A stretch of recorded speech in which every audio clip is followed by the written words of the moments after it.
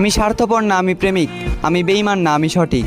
আমি বোকা প্রেম ভিক্ষুক ছিলাম, তবে অন্যের দ্বারে যাইনি, তোমার কাছেই তোমাকে ভিক্ষা চেয়েছিলাম। আমি জানি আমি হয়তো তোমাকে পাওয়ার যোগ্য না, তবে ভালোবাসার যোগ্যতা দেখে না।